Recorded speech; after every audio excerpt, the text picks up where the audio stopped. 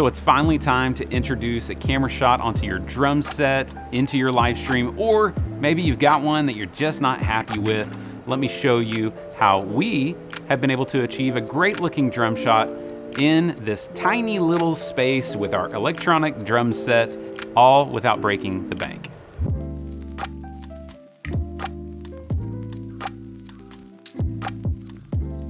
So here in our new, very limited space drum setup, we had to adjust things from our previous drum camera setup.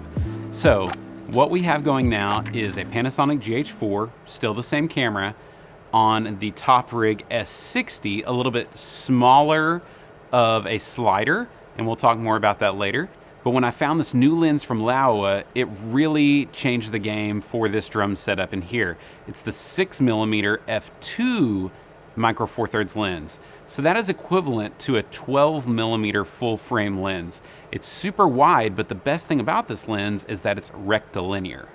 Previously, we had a Tokina 11-16, which is a EF lens that only is suitable for APS-C bodies, but it was adapted onto a speed booster, and that got it pretty wide, but in here it still was not wide enough. We do not have much real estate right here around this eDrum kit.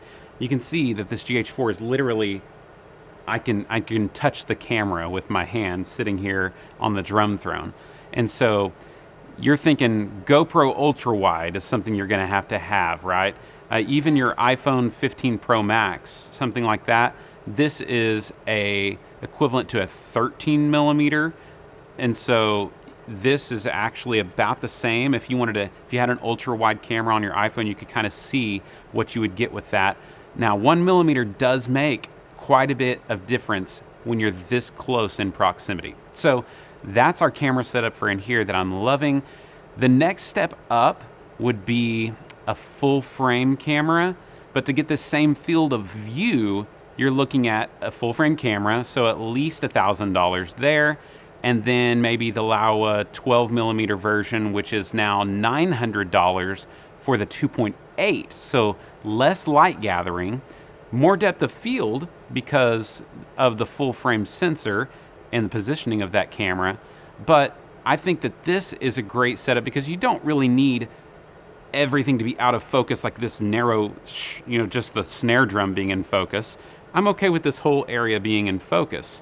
And so I think Micro Four Thirds f2 has really suited us well for low light, still having some depth of field, past the drum kit, singers, audience, that kind of thing, but being able to place this camera right up against the drums and still be able to catch cymbals and toms and snare and everything that you want to grab there on your drum shots. So let's say this is still out of your price range. A couple of options that we started with is like a Marshall CV502.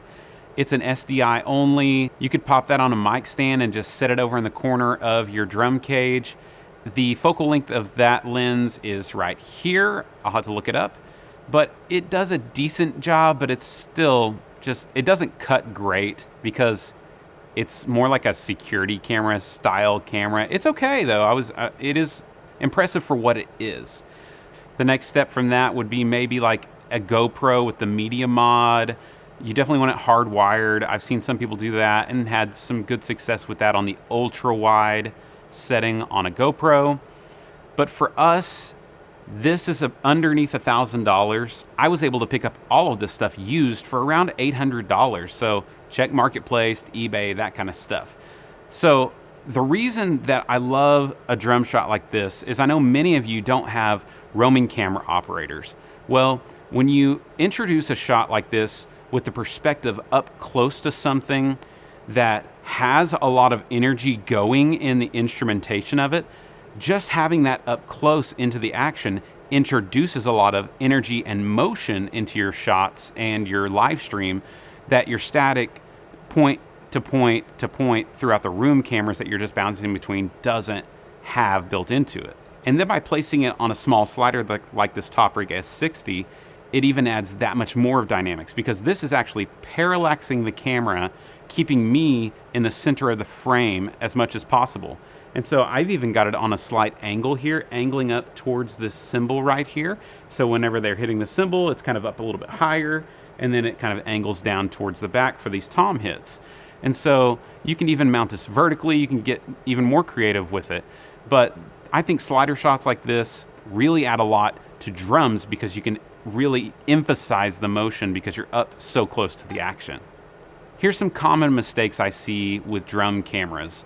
Some people will try to use some wireless stuff to maybe have a wireless camera sitting here, but if you don't use a zero latency, maybe you're using like a Hollyland or something with latency in that receiver transmitter, don't use that for drums because you don't want the drum hits to not be in sync. And with an up close shot like this, anything like that is going to be really distracting if a snare hit is milliseconds, 20 milliseconds behind when I'm seeing it hit in the camera shot.